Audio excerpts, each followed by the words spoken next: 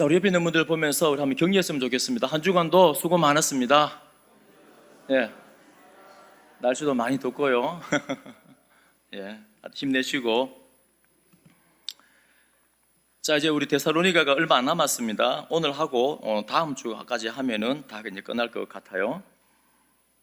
자, 지난주에부터 이제 종말에 관하여서 바울이 계속 말씀하고 있는데, 근데 알고 보니까는 데살로니가는 전서는 각 장마다 각 장의 마지막은 다 뭐가 들어가 있습니까? 예수님의 재림에 관하여서.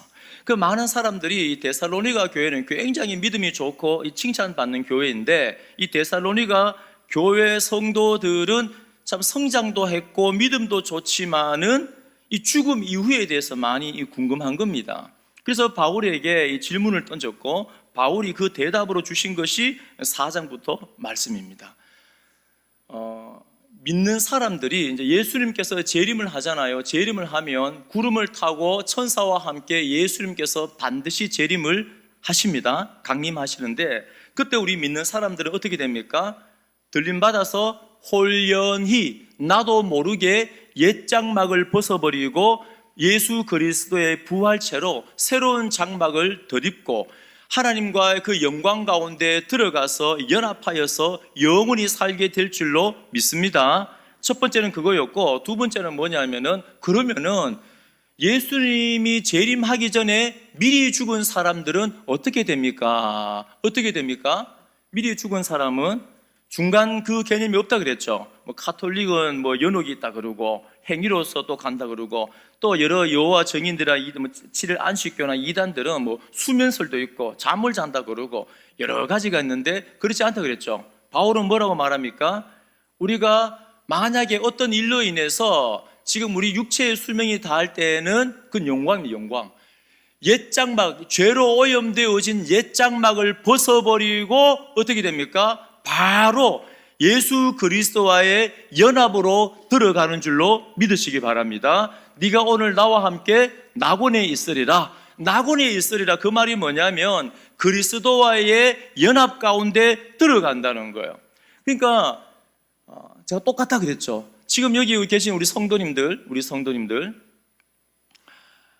지금 우리가 참 믿음이 우리 안에 있다면은 교회는 뭡니까? 예수 그리스도의 몸인 줄로 믿습니다.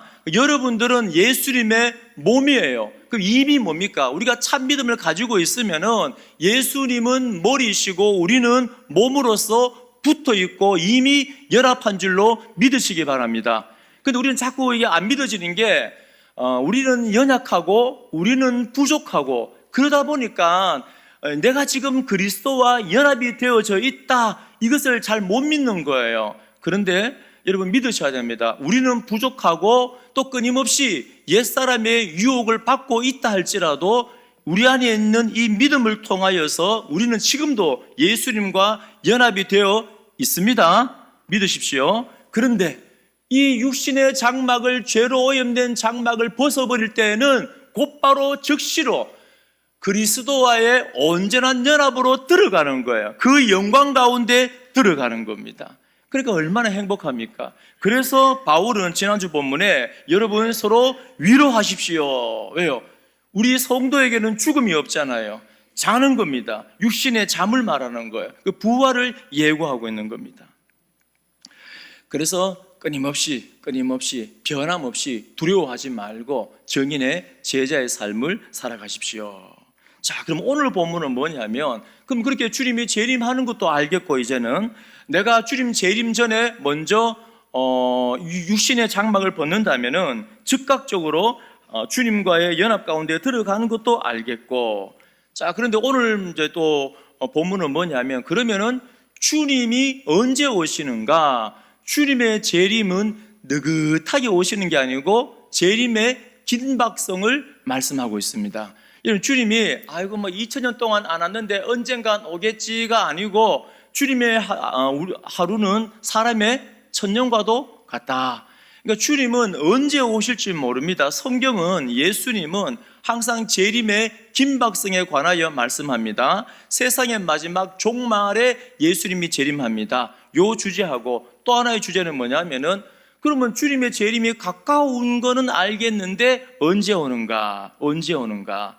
이제 거기에 관한 문제입니다. 그럼 우리는 어떻게 살아야 되는가? 거기에 관한 말씀입니다. 자, 우선 1절에 보시면은 형제들아 때와 시기에 관하여는 너희에게 쓸 것이 없음은, 오늘 전체 말씀을 보면 데살로니가 교회 성도들이 몰라서 쓰는 게 아니에요. 다 아는데 11절도 보십시오. 너희가 하는 것 같이 하라. 이 데살로니가 교회는 참 멋진 교회입니다. 여러분 기도할 때 데살로니가 교회처럼 되게 해주세요 기도하십시오. 데살로니가 교회는 열심히 말씀을 배웠고 열심히 행하고 있고 믿음의 소문이 쫙 퍼져가는 멋진 교회입니다. 그러니까 다 아는 내용이에요. 그래서 1절에 너희에게 쓸 게 없어. 너희 다 아는 거야. 또 그날은 나는 몰라. 2절 마지막에 보십시오. 너희 자신이 뭐라 되어 있습니까? 2절 마지막에 자세히 알기 때문이라. 아멘. 여러분 하나님의 말씀은 물론 때로는 모르는 것도 많이 있습니다. 그런데 아는 말씀을 계속 반복하는 거예요. 반복하는 거예요. 어느 날 한 목사님이 설교를 하는데 한 주제를 가지고 했습니다. 그 다음 주에 올라가서 목사님이 똑같은 설교하는 거예요. 그 성도들이 아이고 목사님 이번 주에 설교 준비를 안 했나? 근데 그 다음 주에 가서 똑같은 설교 또 하는 거예요. 또 하는 거예요. 그 성도들이 이제 웅성웅성거립니다. 한 4번 똑같은 거 하고 나니까 성도들이 이제 항의를 하는 거예요. 목사님 그 4번이나 똑같은 설교를 하면 어쩝니까? 그래서 목사님께서 하시는 말씀이 여러분들이 행할 때까지 합니다.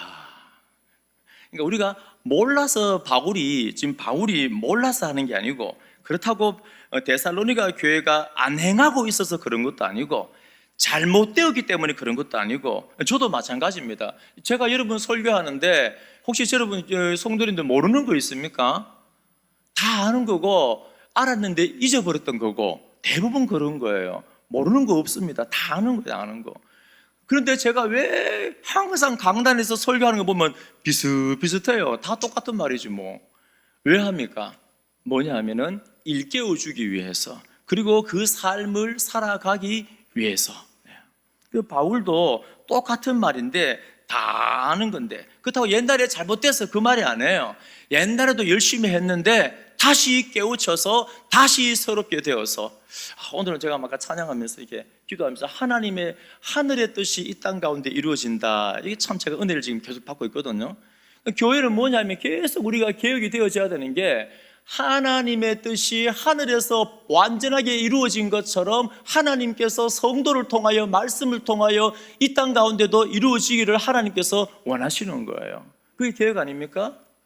그거 하라고 끊임없이 우리는 반복해서 말씀 앞에 우리 자신을 세우는 겁니다. 그 바울은 내가 너에게 가르칠 게 없어. 그때는 언제든지 모르고 다만 자 2절에 보시면 주의 재림이 밤에 도둑같이 이를 줄을 너희 자신이 자세히 알기 때문이라.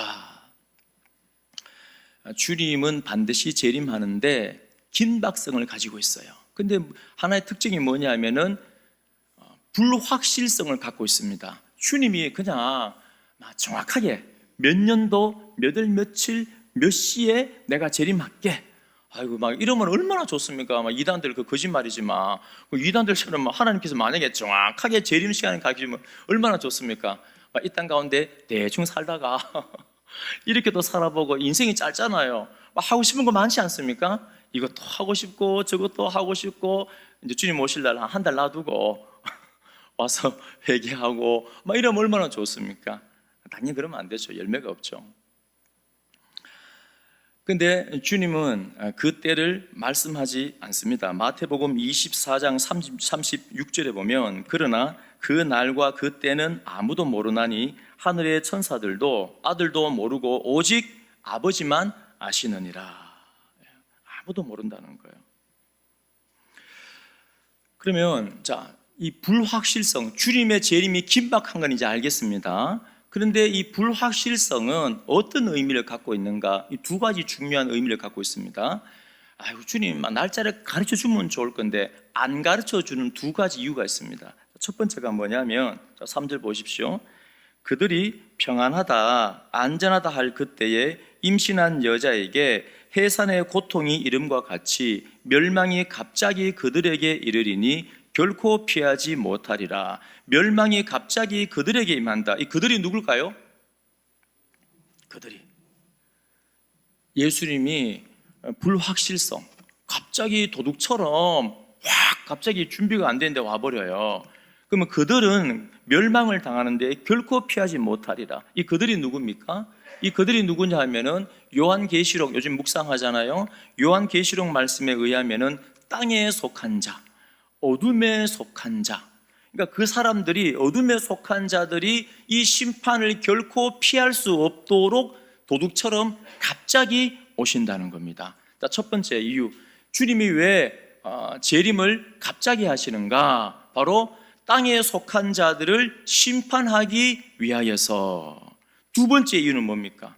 두 번째 이유는 빛의 자녀들, 하나님의 자녀들을 권고하고 경계하여서 영적인 긴장감을 가지고 정신을 차릴 수 있도록, 이 두 가지 의미가 있는 겁니다. 그래서 4절 보십시오. 형제들아, 너희는 어둠에 있지 아니하며 그날이 도둑같이 너희에게 임하지 못하리니 너희는 다 빛의 아들이요 낮의 아들이라. 우리가 밤이나 어둠에 속하지 아니하나니. 자, 여러분 고개를 들고요. 여러분 믿으셔야 돼요. 우리 믿는 대로 사는 겁니다. 자, 가슴에 손을 올리고, 나는 빛의 아들입니다. 낮의 아들입니다. 다시 한 번 더. 안 믿는 것 같아요. 자, 이번에 믿음을 가지고, 나는 빛의 아들입니다. 낮의 아들입니다. 아멘.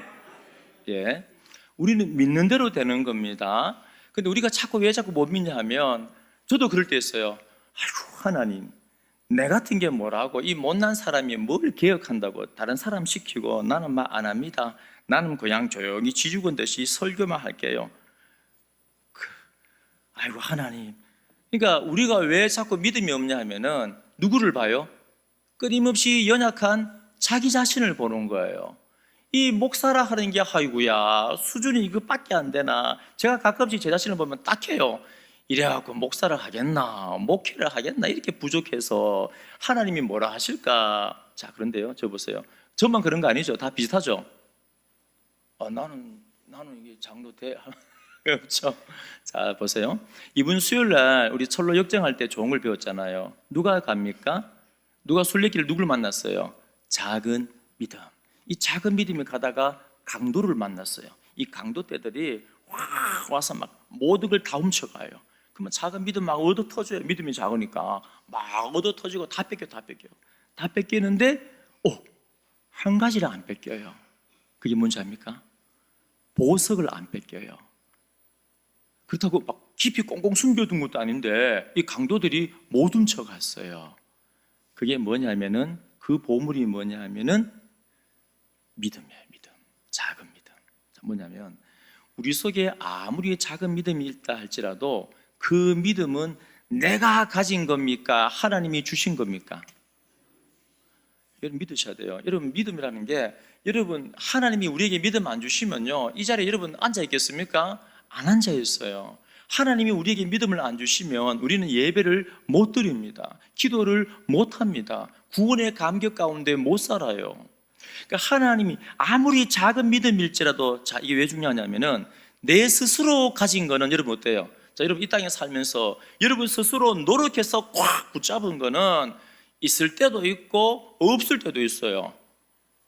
뭐 물질이든 인간관계든 내 손으로 잡은 거는, 내가 붙드는 거는 힘 빠지고 실수하고 자빠지면 놓을 때도 있고, 그러다 다시 힘내가 잡을 때도 있고 왔다 갔다 해요. 그건 영원하지 않습니다. 그런데 믿음이라는 거는 내가 잡아서 내 안에 넣은 게 아니고 성령 하나님께서 우리 속에 들어오셔서 우리에게 믿음을 주신 줄로 믿으시기 바랍니다. 그 믿음은 선물로 우리에게 주신 거예요.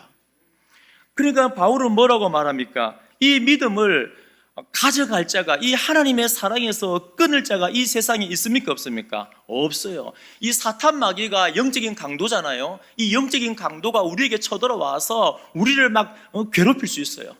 때로는 인간관계를 통하여, 물질을 통하여, 육신을 통하여 막 우리를 아무리 괴롭혀도요, 하나 못 훔쳐가는 게 있습니다. 뭘 못 훔쳐갑니까? 믿음이에요. 왜요? 이 보석은 하나님이 주신 것이기 때문에 아무도 앗아갈 수가 없습니다. 그러면 우리 하나님은 어떤 분입니까? 절대 실패하지 아니하고, 우리 하나님은 여러분 속에 주신 그 믿음을 통하여서 여러분들은 뭡니까? 다시 한 번 더 따라합니다. 나는 빛의 자녀입니다. 나는 낮에 속하였습니다. 아멘. 믿으시기 바랍니다. 그 믿음대로 우리는 살아지는 거예요.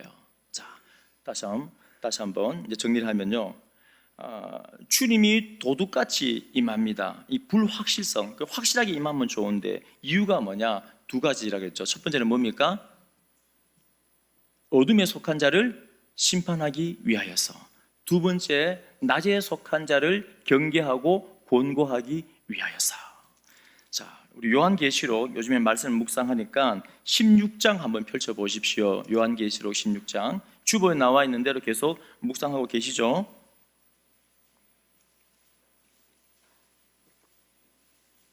참, 성도님들, 매월 네 번째 주는 오후 예배가 소그룹 예배가 아니고 대그룹 예배입니다. 여러분들 예배 원하시는 분들, 대그룹 예배 원하시는 분들을 참여해 주시기 바랍니다. 자, 16장에 보면은 주님의 날이 도둑같이 임해요. 도둑같이 임하는데 9절 중반에 한번 보십시오. 16장.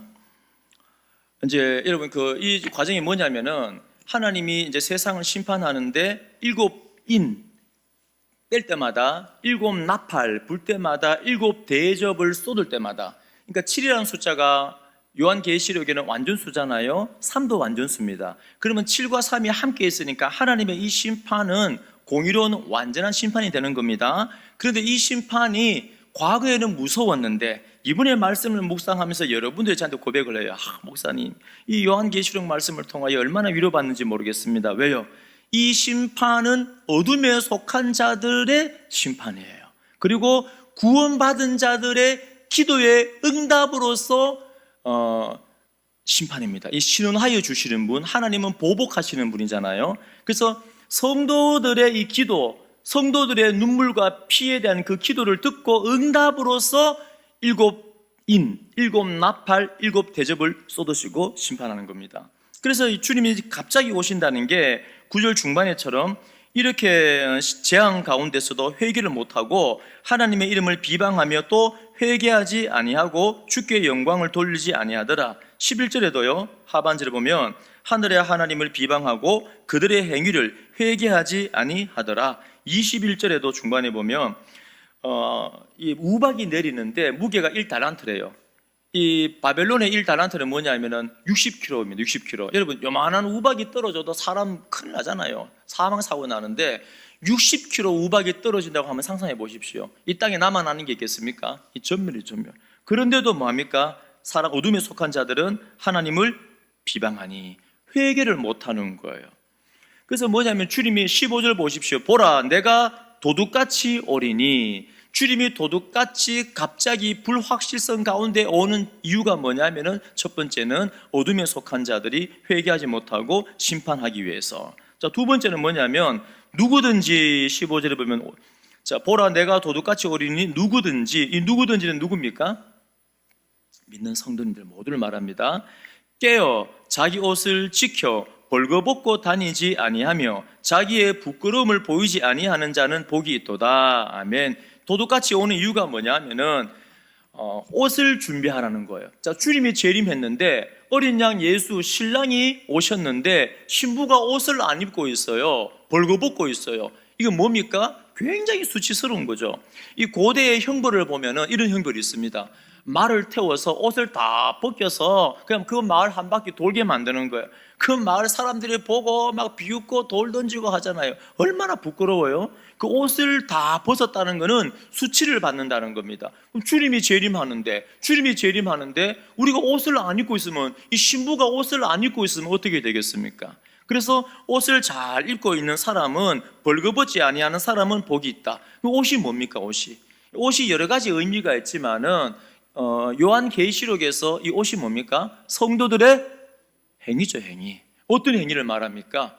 바로 정언하는, 말씀의 통치를 받는 그 삶을 말하는 겁니다. 그럼 주님이 도둑같이 오는 이유가 뭐냐? 바로 낮에 빛에 속한 사람들에게 열심히 권고하고 권면하고 준비하게 하여서 신부로서 예쁜 옷을 잘 단장하도록 그렇게 도우는 겁니다. 우리 성도님들 지금 옷을 어느 정도 입고 계십니까? 영적인 옷이. 만약 오늘 밤 주님 오셨어요. 신부로서 예쁜 옷을 입고 이렇게 주님 앞에 보여드릴 수가 있기를 축원드립니다. 그래서 우리는 항상 깨어 있으셔야 되는 거예요. 주님이 곧 오시는데 예쁜 옷을 입고 계셔야 돼요. 예쁜 옷을. 아멘. 아멘. 꼭 그렇게 되기를 축원드립니다. 자, 다시 우리 데살로니가 돌아오셨어요. 자, 그러면은 이 불확실성 가운데 우리가 신부로서 예쁜 옷을 입고 있어야 되는데, 자, 어떻게 하면 되는가? 이제 6절에 보시면은 그러므로 우리는 다른 이들과 같이 자지 말고, 한번 죽어나 보십시오. 오직 깨어 정신을 차릴지라. 한번 죽어나 보십시오. 오직 깨어 정신을 차릴지라. 자, 8절에도 우리는 낮에 속하였으니 정신을 차리고, 죽어나 보십시오. 정신을 차리랍니다. 이 명령형이 명령형.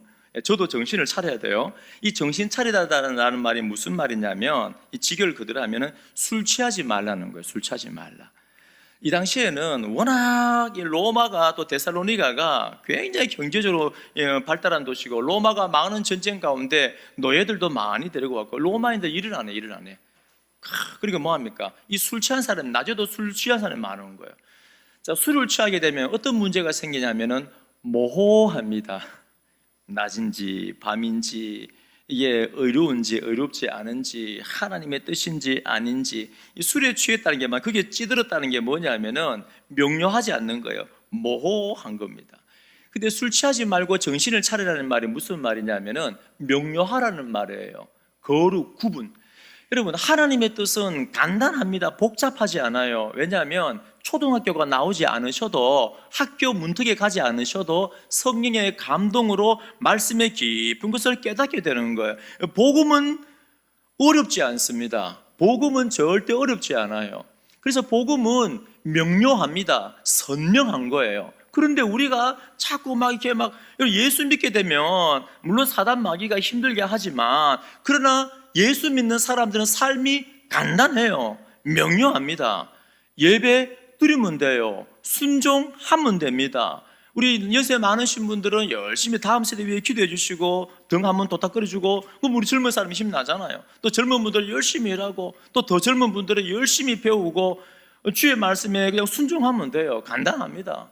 그런데 우리가 모호해지는 게, 영적으로 술에 취한 것처럼 모호해지는 이유가 뭐냐면은 자꾸 인본주의가 들어오고 사람의 생각이 들어오니까는 머리가 복잡해지는 거예요. 합리화를 시켜야 되니까. 그러니까 이게 신앙생활이 너무너무 복잡해지는 겁니다. 믿음이 있는 것처럼 보이고는 쉽고 내 안에 믿음은 없고 이렇게 막 섞여버리니까 그게 모호한 거예요. 영적인 술에 취한 겁니다. 그런데 주님이 곧 오실 날이 이제 얼마 남지 않았기 때문에 바울은 뭐라고 명령을 하냐면은 다 잘하고 있고 다 잘합니다. 잘 아는데 더 명확하게 뭐라고 말하냐면은 깨어 정신을 차려라. 그럼 좀 더 구체적으로 명확하게 깨어 정신을 차려라. 이 무슨 말이냐면 8절에 나와 있습니다. 우리 8절 다 함께 읽겠습니다. 시작.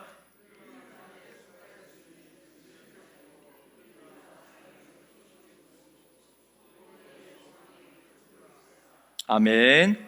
정신을 차린다는 게 뭐냐면 호심경과 투구를 쓰는 겁니다. 이게 무슨 의미냐면 그럼 주님 오늘 오시겠나?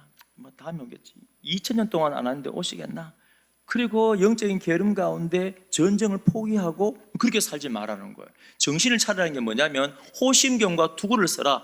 로마 군인들이 전쟁을 할 때, 여러분 신앙생활은 첫 번째 전쟁입니다. 신앙생활은 교양이 아니에요. 교양으로 생각하는 것은 뭐냐면은 나의 삶의 요만큼은 일터, 이만큼은 내 영역의 가정, 이만큼은 취미활동 동호회, 그리고 요만큼은 또 종교 예배드린다. 그거 아니에요. 그거는 종교입니다. 신앙생활은 한가운데 예수 그리스도. 그리고 예수 그리스도를 통하여서 학교, 직장, 인간관계 이렇게 되어지는 겁니다. 정신을 차리라는 게 뭐냐면은 이 예수 그리스도를 중심으로 신앙생활을 한다는 것은 전쟁을 하는 거예요. 싸움을 하는 겁니다. 많은 생활 중에 일부가 아니라. 그래서 성경은 신앙생활을 뭘로 많이 비유합니까?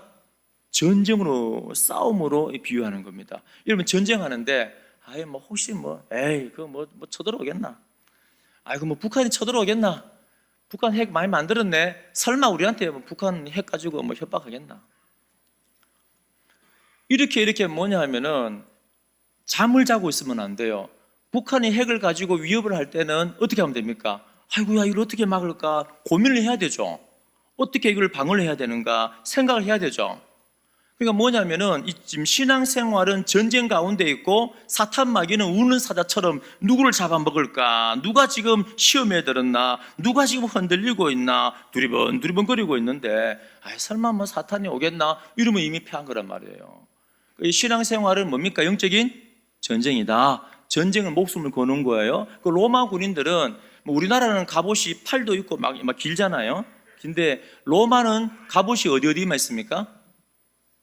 머리하고 가슴하고. 머리는 당연하죠. 머리는 제일 중요하죠. 당연히 있어야 되죠. 가슴도. 이게 히브리 사람들은 영혼이 어디 있습니까? 우리나라 여러분 영혼이 어디 있다 생각해요? 저는 몰라요. 근데 보통 영혼이 어디 있습니까? 하면은 대부분 다 손이 이겨요. 내 심장이 멈추면 내가 죽으니까 영혼이 여기 있습니다. 어떤 민족들은 영혼이 머리에 있다 생각해요. 히브리 사람들은 영혼이 어디 있냐면은 이 배에 있습니다. 배에. 여기가. 자, 우리가 믿음의 싸움을 싸우는데 이 신앙생활은 전쟁입니다. 그 영적인 긴장을 가지고 있는 게 깨어 있는 거예요. 현재 진행형. 그래서 뭐냐면은 호심경, 가슴과 배를 보호하는 호심경을 붙이고 머리에 투구를 씁니다. 그게 뭐냐면 믿음과 사랑의 호심경이다. 여러분, 막 사탄이 화살을 쏘잖아요. 우리가 방패, 이 보호막을 입고 있어야 되는데 그 보호막이 뭐라고요? 믿음과 사랑이다. 여러분, 데살로니가 교회는 이미 뭡니까? 믿음과 사랑이 많기로 소문이 났죠. 여기서 말하는 믿음이 뭡니까? 바로 고난과 환난 가운데서도 변함없이 증인의 삶을 현재 진행형 살아가고 있는 겁니다. 이때 사탄 마귀는 아무리 우리에게 불화살을 쏴도 괜찮아. 끊임없이 제자의 삶을, 증인의 삶을 사는 거예요. 성령의 권능을 받아 사도행 1장 8절처럼. 또 사탄 마귀가 막 이간질하고 무슨 장로님이 이 말했다 하더라, 목사님이 이 말했다 하더라 하더라도 우리 뭡니까?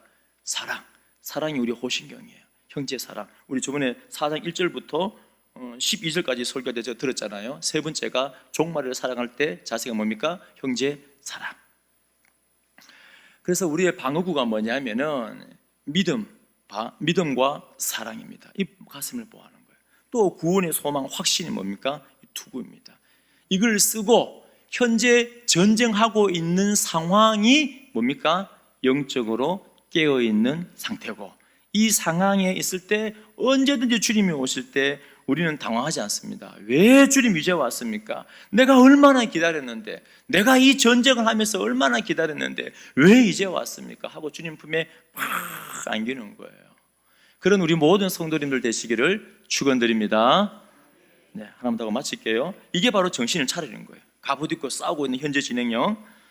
자, 그럼 하나님의 마음이 뭐냐면은 9절 10절에 나옵니다. 두 가지인데 우리 하나님이 여러분을 얼마나 사랑하느냐 하면 9절 한번 보십시오. 중간에 오직 강조하는 겁니다. 왜 하나님이 이렇게 재림하시는가? 바로 여러분들을 우리 주 예수 그리스도로 말미암아 어떻게 하기 위해서요?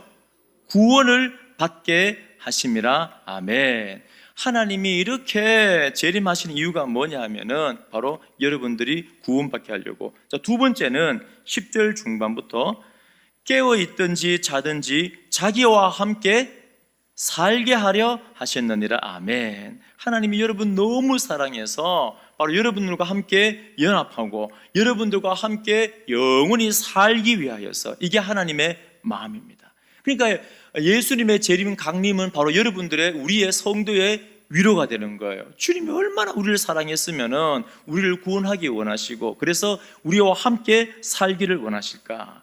자든지 깨어있든지 자기와 함께 살게 하려 하셨느니라. 자, 11절하고 마칩니다. 그럼 우리는 공동체가 이제 어떻게 하면 되는가? 자, 보십시오. 우리는 이제 갑옷을 믿음과 이 갑옷 호심경을 쓰고 구원의 소망의 투구를 쓰고 믿음과 사랑의 이제 갑옷을 입고 싸우고 있는 현재 진행형, 이게 지금 껴 있는 거잖아요. 그럼 우리 공동체는 어떻게 하면 되는가? 여러분, 싸움을 싸울 때 계속 힘이 납니까? 지치고 쓰러질 때 있습니까? 없습니까? 있죠. 열심히 싸우다 보면은 힘들 때도 있고 지치고 참. 그러니까 하나님께서 공동체를 만들어 놓은 목적이 바로 이거예요. 우리가 계속 싸울 수 있도록 11절 다 함께 읽겠습니다. 시작.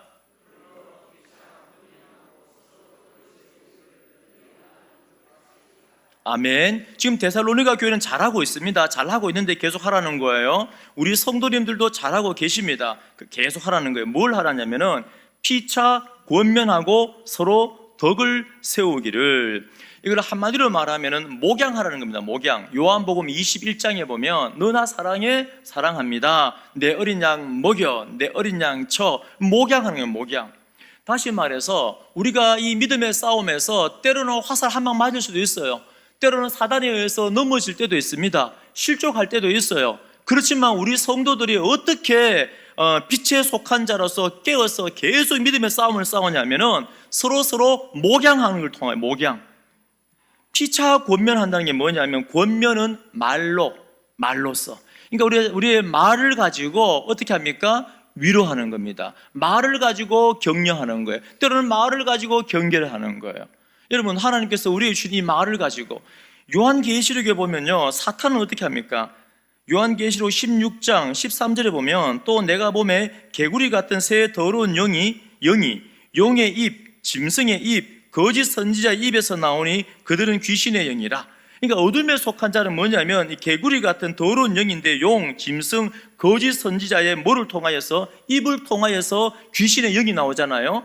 반대로 하나님의 사람들, 믿음의 싸움을 싸우는 사람들은 우리의 입을 통하여서 우리의 믿음이 나오고 우리의 사랑이 나오고, 그래서 서로 우리의 입을 통하여 언어를 통하여서 권면하고 세우는 겁니다. 그게 피차 권면입니다.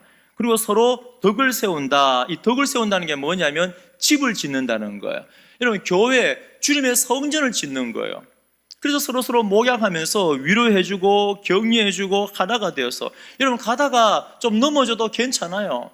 이번에 우리 지난주에 우리 수요일날 철로 일정 봤잖아요. 소망은 이 작은 믿음을 바라보면서 뭐라 말합니까? 아이고, 믿음으로 기도하면 되지. 아이고, 믿음으로 일해 나가면 되지.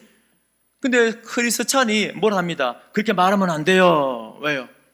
쉬운 거 아닙니다. 영적인 전쟁이라는 것은 사도 바울조차도 차라리 내가 죽었으면 좋겠다, 살 소망까지 끊어졌다, 이 믿음이 아주 큰 사람들도 이 시험이 오면 어떻습니까? 아이고, 살 소망이 없다, 빨리 천국 갔으면 좋겠다. 그러니까 우리 모두는 언제든지, 사도 바울도 그러하였는데 우리는 언제든지 넘어질 수 있어요. 언제든지 실족할 수 있고 살 소망이 끊어질 수 있습니다. 그때 바울이 어떻게 일어났습니까?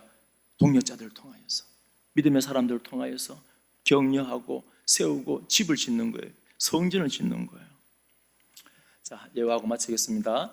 어느 시골 바닷가 마을에 이제 등대가 있습니다. 등대가 빛을 쭉 비추는데 그 마을에는 이 배 파손 사고가 많이 나요. 왜 그러냐면 안개가 많이 끼거든, 안개가. 근데 등대 빛이 그렇게 이제 밝지 않단 말이에요. 그럼 배가 막 자꾸 파손하는 거예요. 그 마을 사람들이 모여서 이래서는 안 되겠다. 그래서 이제 좋은 아이디어를 냈는데, 아이디어를 이 빛을 하나만 하지 말고 한 10개 정도 해서 강력하게 하자. 그러니까 사람들이 막 10명 이상 모여서 이 빛을 하나하나씩 붙잡고 있는 거예요. 요즘은 기계식이 아니니까, 자동이 아니니까. 그러니까 이 빛이 많이 모이니까 얼마나 밝은지 그 안개를 쫙 뚫고 가는 거예요. 그 이후부터 이 파손 사고가 납니다. 자, 시간이 흐릅니다. 시간이 흐르니까 옛날이니까 기술이 좀 덜 좋았던가 봐요. 하나씩 고장이 나요, 고장이. 근데 고장 안 난 사람은 자기 것만 붙들고 있는 거야, 자기 것만. 그러니까 몇 달이 지나고 나니까 어떻게 돼요? 다시 빛이 약해지고 다시 사고가 나는 거예요. 그래서 그때부터 사람들이, 야, 우리는 운명 공동체다, 우리는 하나다.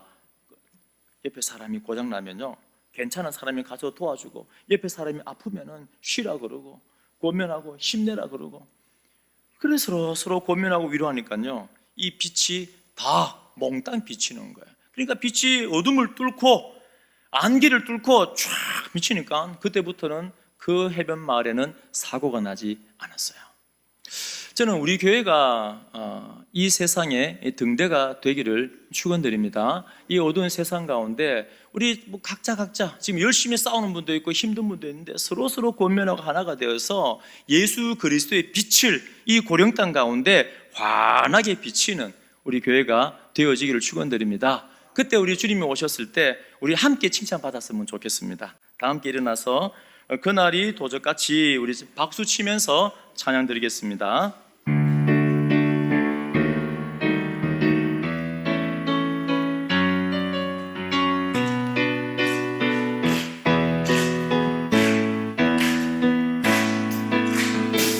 그날이 도적같이 이를 줄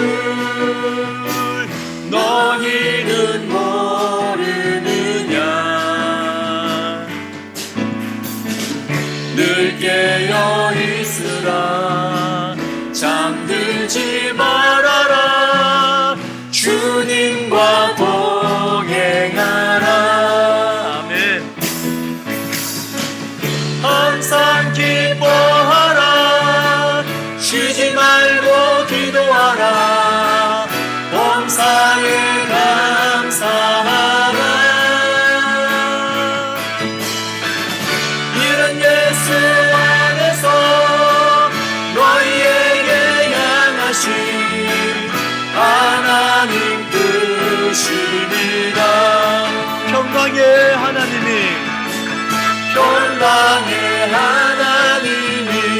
너희를 거룩하게 하시고 영혼과 온몸이 주 오실 그날에 흠없기 원하노라. 항상 기뻐하라 쉬지 말고 기도하라 범사에 감사하라. 이런 예수 안에서 너희에게 향하신 하나님 뜻. 한 번 더 항상 기뻐하라. 항상 기뻐하라 쉬지 말고 기도하라 범사에 감사하라. 이는 예수 안에서 너희에게 향하신 하나님 뜻이니라. 할렐루야.